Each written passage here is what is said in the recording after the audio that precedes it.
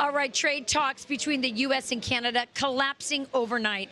A 50% tariff on $20 billion worth of Canadian goods taking effect at midnight. The Trump administration says Canada walked away from a deal that would have cut tariffs on steel, aluminum, autos, and lumber. Now, Canada is promising to hit back dollar for dollar, raising the stakes in a major fight with one of America's closest trading partners.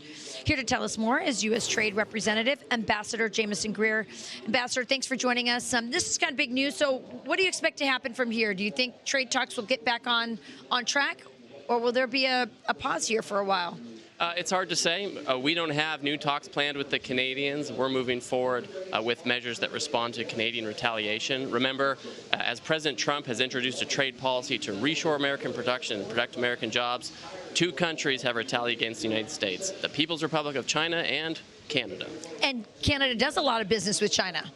They do, and they continue to retaliate. And after a year of that retaliation, we've said enough, and so we've taken countermeasures. Our interest is in protecting American workers and protecting American supply chains. We've been offering to bring the Canadians along on that path, really to cut the tariffs on them, on steel, on tariff autos, even lumber, things that are sensitive for them. And they've always had the best deal, and they still would have an even better deal, but they didn't want that. All right, so here's our Vice President, J.D. Vance. He was out in Ohio, and he's talking about American workers being replaced by labor overseas. Watch. They have voted for corporations who sent jobs overseas rather than good American businesses who invested in you, invested in your communities, and increased your jobs. Who do these Democrats put first? Everyone else. You know who the Trump administration puts first? Americans. You, my friends, that's who we fight for.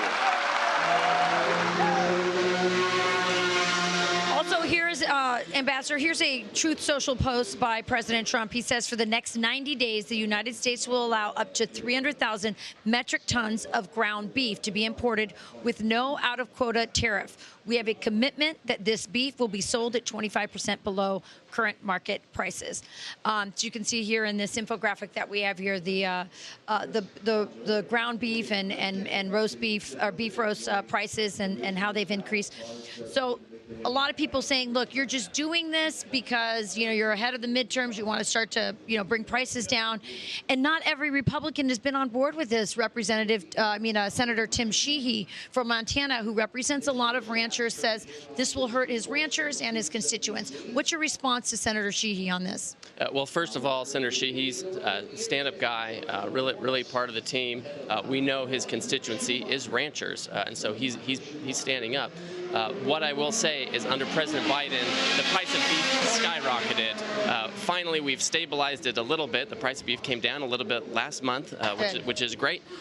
And this 300,000 metric tons that the president has agreed to come in is just for 90 days. It only represents about 2.5% of annual consumption. And so it should be designed to really bring in the beef that consumers need the most. Okay, I want to talk to you about this last topic because it's one that's very dear to my heart. I've been talking for a long time here on this network about the human rights abuses overseas, slave labor, sweatshops, and this administration, finally, someone is doing something about this. I want you to talk about what you are doing through tariffs to bring, to really crack down on slave labor overseas and make sure American workers aren't competing with slave labor, which is great for American workers, but also a lot of these slave labor are children.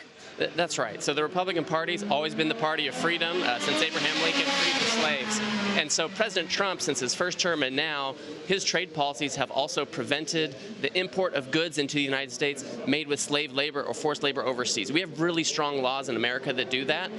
A lot of people are surprised to find out that other countries don't have these laws. They don't have these laws. And so President Trump has said everyone has to have these laws to prohibit the import of goods with forced labor. Because if you don't, that's unfair trade. I shouldn't have to compete with sweatshops. Union workers, workers in auto factories who make the cars here, they shouldn't have to compete with that. And so we've said we'll have some tariff on you until you change your rules.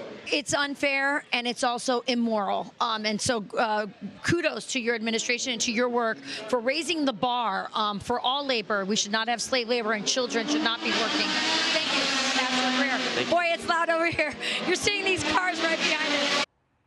Be sure to like and subscribe for all the Fox News latest on YouTube and catch full shows streaming now on Fox One.